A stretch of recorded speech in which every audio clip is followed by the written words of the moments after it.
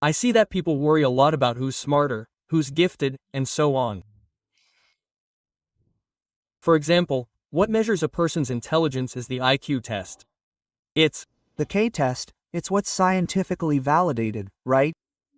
So we can only say that someone is gifted when they've been assessed and taken an IQ test and their IQ is above 130 points. Yeah, so, scientifically, that's how it works. How many percent of people are gifted? 4% of the world's population. 4%. According to the World Health Organization, that's the same number as ADHD. And what does an IQ test look like? There are several subtests within one test, right? So, there's one. Let me see how you apply this one. Yes. Yeah, there are 12 subtests that we have, which is a single test. This is one of the ones we do in combination with others, okay?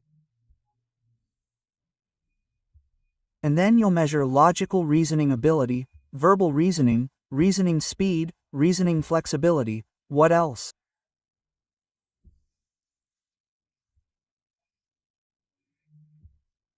The whole part of inhibitory control, attention, memory, executive functions, everything that involves cognition in general, and then the whole emotional testing part, because there are many characteristics of gifted individuals that are related to contact with others, so with the whole part of socialization and all emotional issues.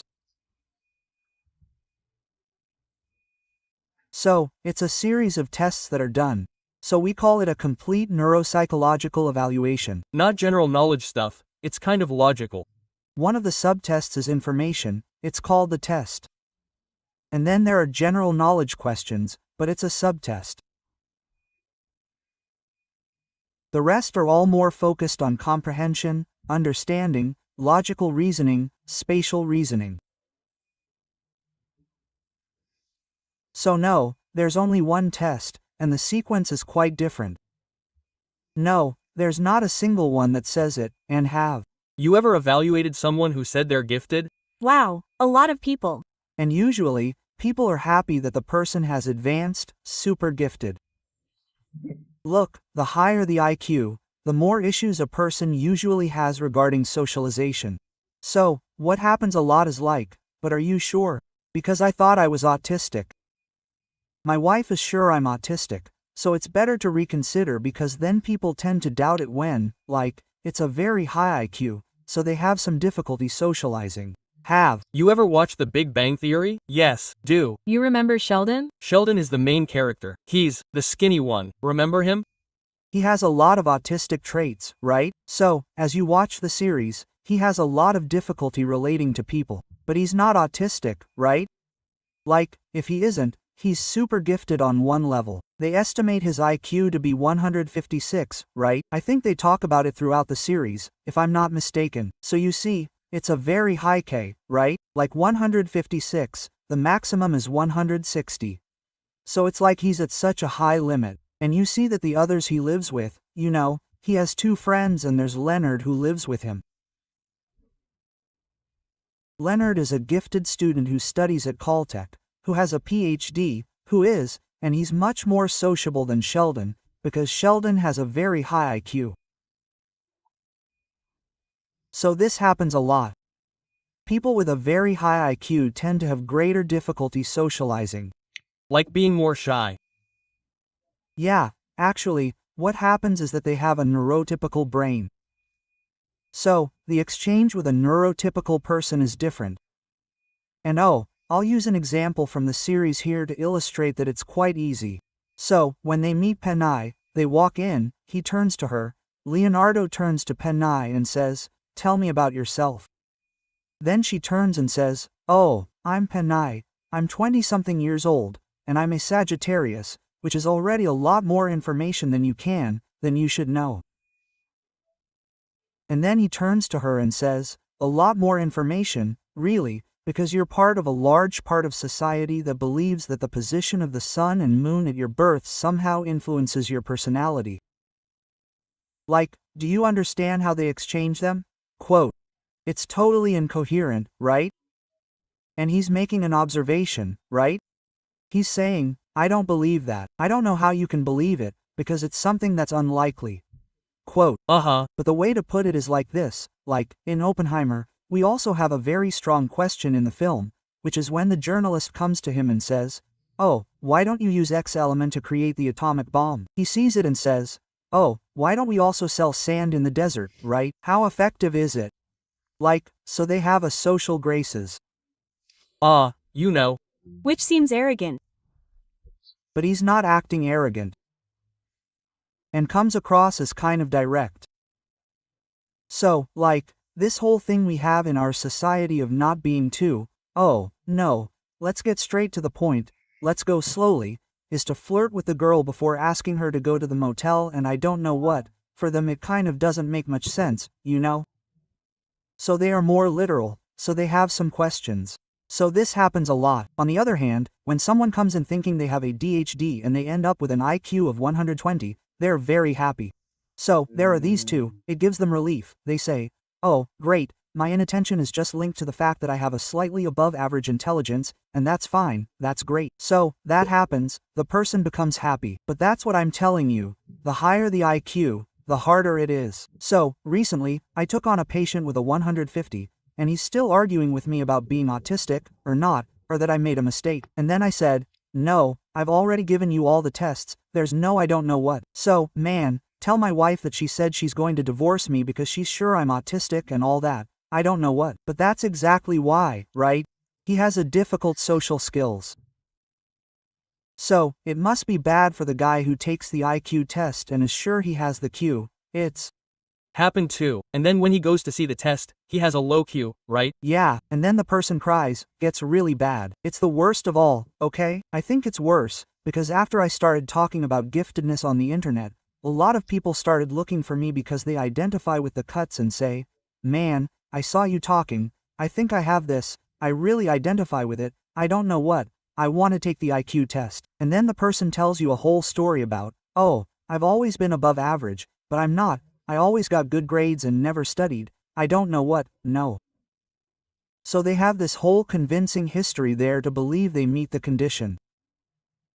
And then when you come and tell them, the person gets really bad, you know? And then I once saw a girl who cried, really cried.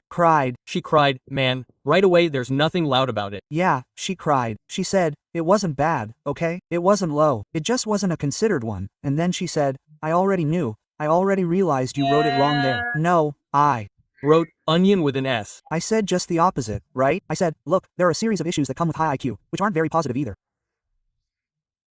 So there are a series of pains that these people have. We think it's really wonderful, but talk to people who have it, you'll see that it's not quite like that.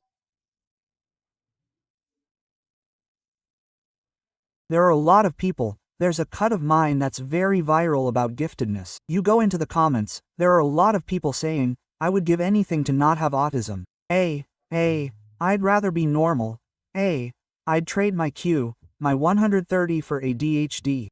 I swear, there's a lot, because you see that it causes suffering in the person. So, I talked about it with her and then she was crying. She said, I came here because I wanted you to tell me what I'm good at. And then I told her the following. I said, I find it very difficult for me to answer that question, because the question I'm going to ask you is, what are you not good at?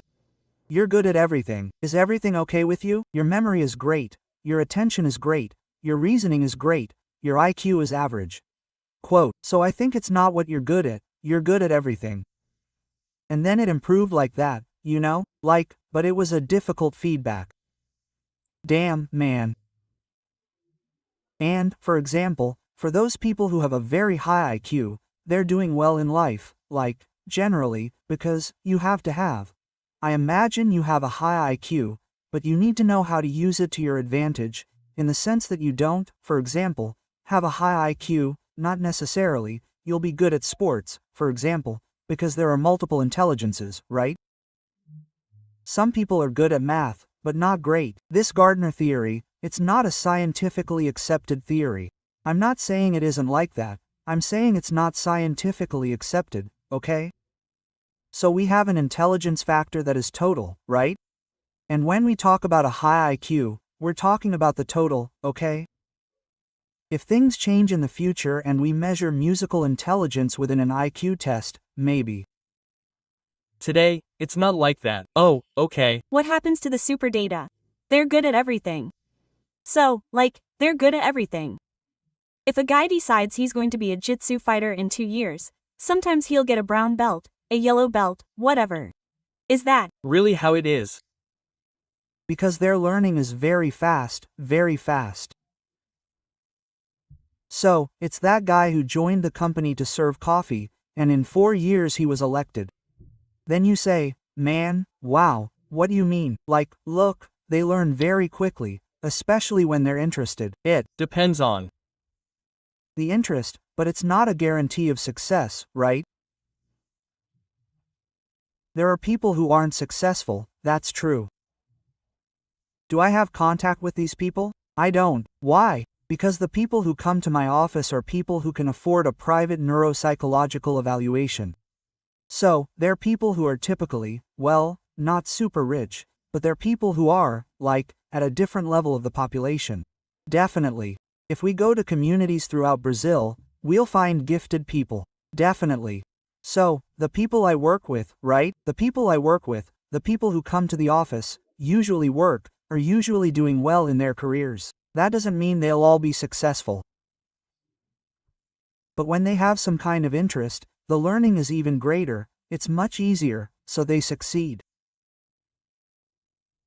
So, it's usually the guy who starts playing the drums and is better than everyone else in the class, then decides he'll speak Chinese in 2 years, he's kind of fluent, right, but he can communicate